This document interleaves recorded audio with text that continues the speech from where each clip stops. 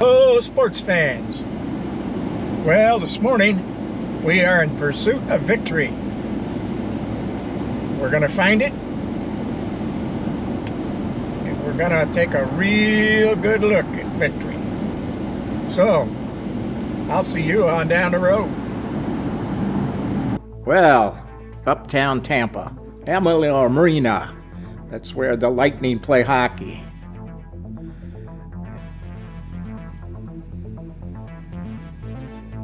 Right about here on the right is the aquarium. It's a Tampa aquarium. And these are parking garages. That's for the ports and the aquarium. Well, downtown Tampa. Here the parking lot. I think they call him Gabby, I'm not sure. This man knows how to park cars. Not everybody knows how to park a car, but he knows how to park a car.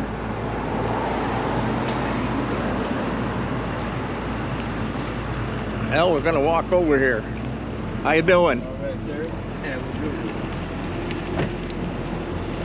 And I can tell you this place is getting busy already. 10 o'clock in the morning. Parking garages. We parked in a private lot. It's alright, everybody needs to make a buck. Most of these people are probably going to the marina. It's not where I'm going. Gotta get across the street alive first.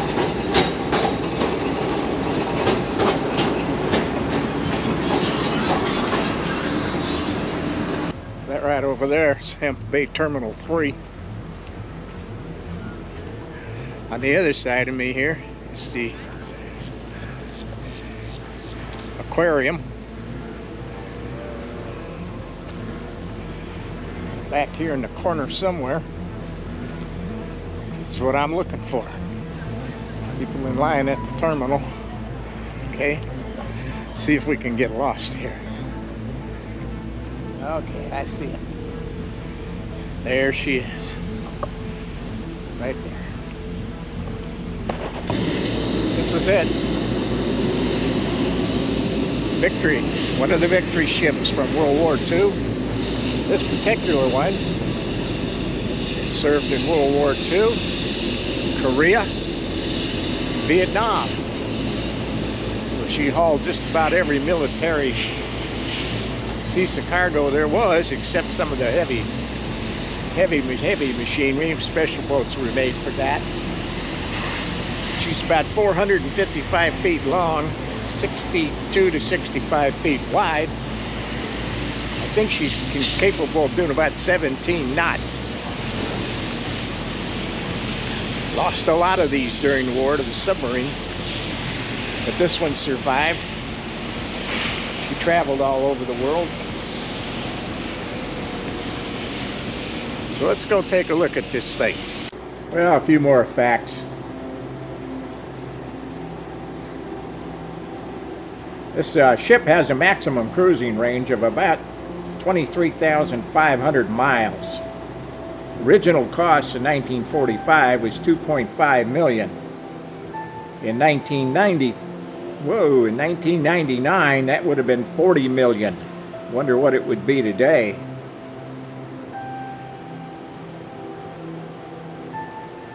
She has 500,000 cubic feet of cargo space. And this is just one of 4 that are still operational today. Well, when I got there, it was just me and this young lady. Lucky me.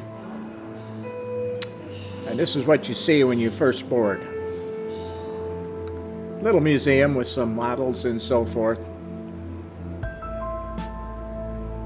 In 1944, 531 ships were built, and of those, 414 were cargo ships, and the remainder were transports. 272 were with 6,000 horsepower engines, and the balance boasted 8,000 horsepower engines. On January 12, 1944, the very first Victory ship named the United Victory was launched. The world-class SS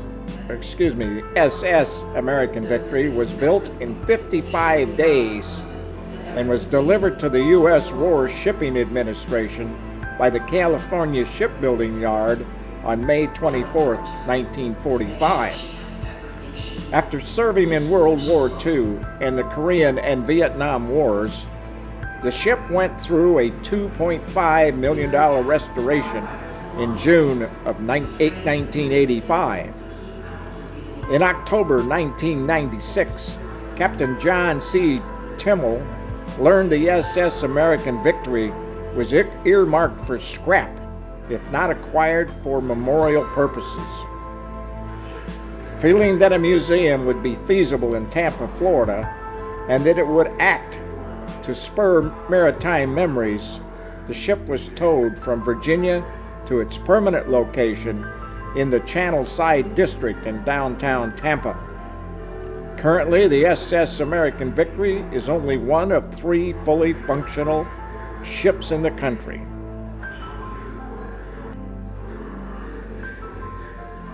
I believe this is hold number 3.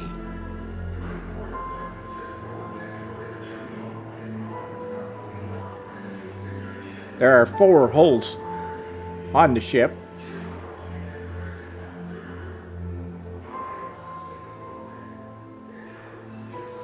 SS American Victory is a Victory ship which saw brief service in the Pacific Theater of Operation during the final months of World War II, Korea War from 1951 to 54, and the Vietnam War from 1967 to 69. Built in June 1945, she carried ammunition and other cargoes from U.S. West Coast ports to Southeast Asia, then ferried cargo, equipment, and troops back to the U.S. after the wars ended. She survived 2 typhoons and 1 hurricane and sailed around the world twice. I think I'm going to go up a deck here.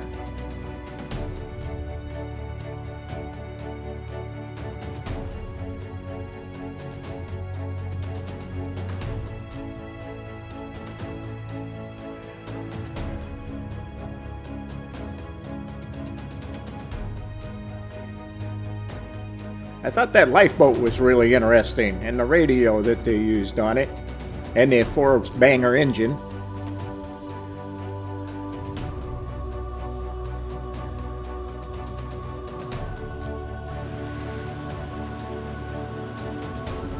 You life preservers.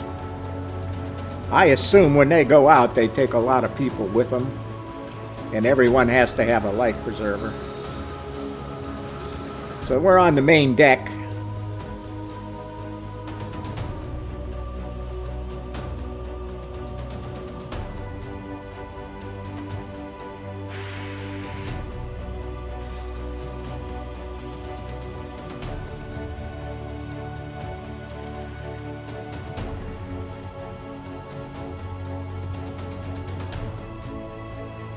It's a view of the bridge.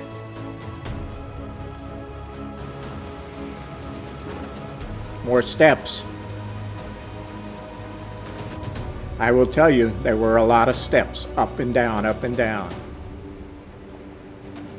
There's a cargo hold. And I do believe that's number 1.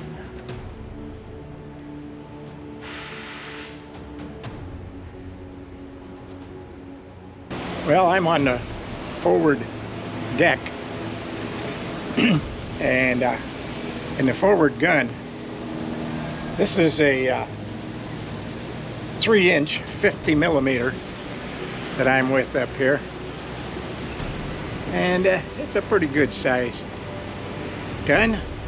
It could do some damage, but as far as hitting a submarine, unless it was surfaced and not too far away, to do some damage, but submarines didn't come up when they were attacked. Not very often. So take a look around here. quite a view too from up here. As I said, the Port of Tampa. So you also have all the fuel tanks, storage tanks over there too. But that's where this is located, right behind the aquarium. I don't think there's anybody aboard but me right now, and the gal taking the tickets, which is a good thing for me, but they could use more business. They do have a fundraiser once a year. That's to raise money for the upkeep. So we're going to take a look around. We're here up on the upper decks, so take a look around and head down to the engine room after that. So bear with me.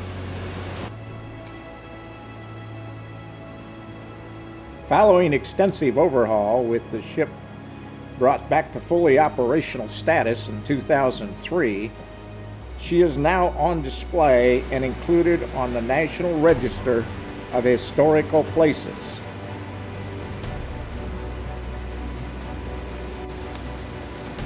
Just to give you an idea of the sizes of the chain links.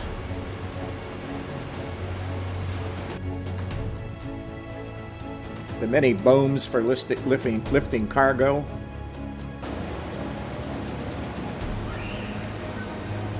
It's a fairly good sized ship that hauled all this cargo, and it's hard to imagine that one torpedo and down she goes with all her cargo and all this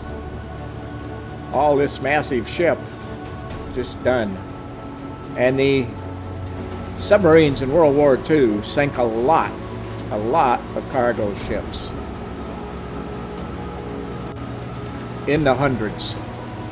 You can see here that crew members, the accommodations weren't that bad. If you've seen the accommodations on some military ships, there are suspended hammocks in a room, with a very small room with maybe 50 to 100 other guys in that room in different hammocks, with small passageways and so forth. These rooms and accommodations were pretty good. Now they might have to share a bunk when they're 12 on and 12 off, but gives you an idea of the size of some of the anchors. Somebody forgot their hat.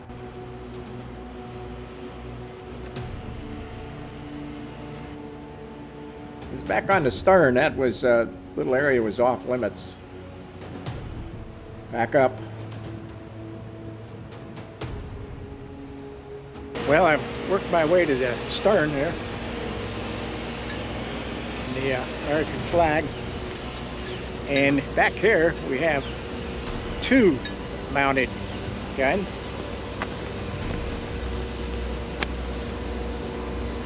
Pretty good size puppy right here. And then back here on the sides, what would have been 2, there's 1 now. Let's take a look at this big gun here. Can't tell you exactly what it is, but she looks bigger than a 4-inch. My bet would be this is probably at least a 6-inch. Because back here we would have a 4-inch sitting out here on the wing. We got a 4-inch here. I believe that's what it is. And then you would have had another one on this side, on this wing. But there's only 1 now. That one up front's a pretty good sized boy. So let's take a look up here and see what we got. If you're wondering what this is a U.S. Coast Guard ship. It's in the dry dock. So it can be painted or whatever repairs might need to be made. There's another dry dock that I don't believe anything's in that one.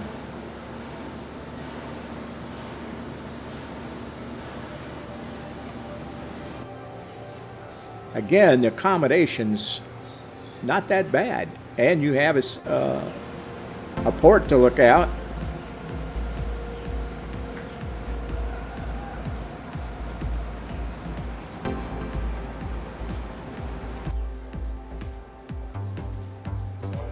This is some of the interior.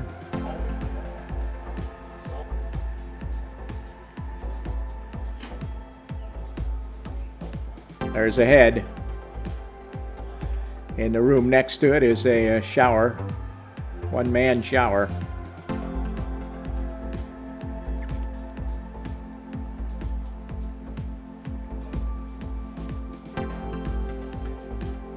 Medical room. Guess you can't have more than 4 sick at a time.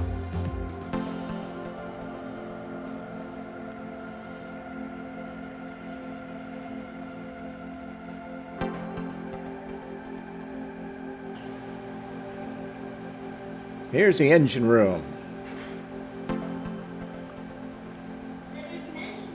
Now you can't get down there, it's off limits.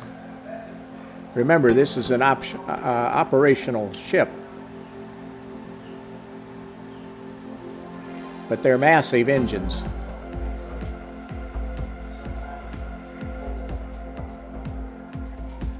Kitchen area.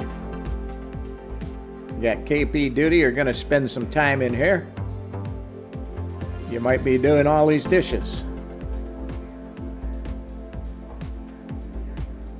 And you would be doing them all day long. Pretty nice kitchen overall. Well equipped.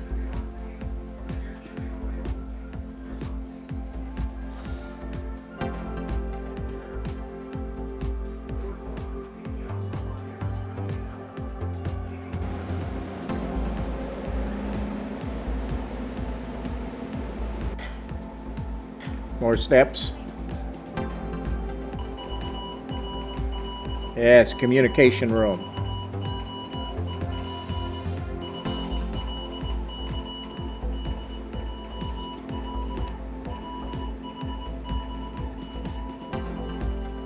Officers' quarters.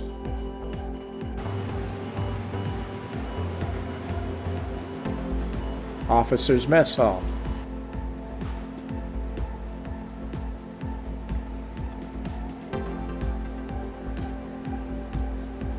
Kind of what you'd expect. Cabin, the master's cabin, captain's cabin would be the nicer cabin. Back down, I think I'll go around here.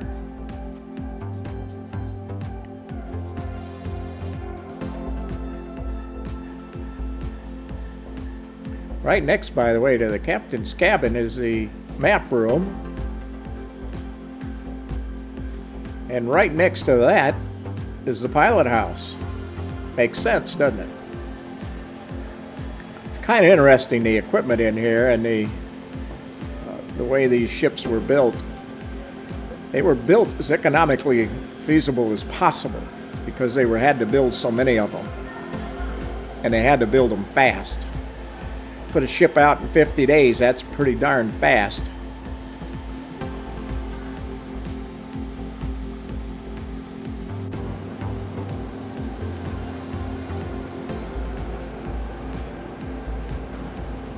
So you could man it outside. And I believe that tube,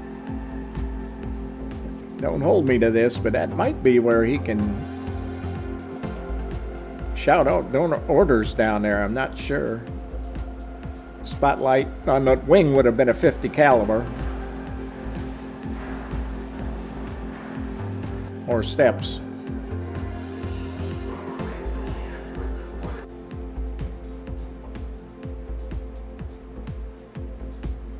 Just finished the Victory ship. About an hour and 40 minutes. And I only run into 2 people, man and his young son. Other than that, I got to the last cargo hold 4. But as you can see, we're right uptown Tampa. Well, what I'm going to do is walk around a little bit down here. See what we got.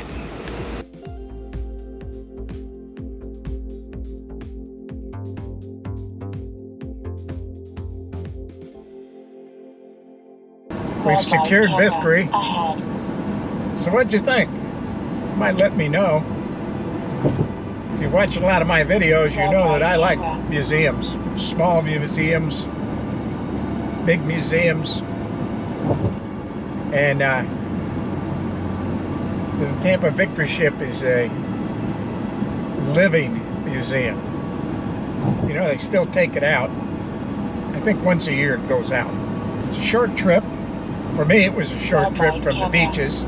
Yeah, it took about maybe 40 minutes in morning traffic. But now we're going to cross the Gandy Bridge back to St. Pete, and it's just about 12:30. Not bad, not bad. Now, was it worth it? Absolutely, it's worth it. I see nobody on the boat except one man with his son, and he was teaching his son a little bit about it, giving him a little history.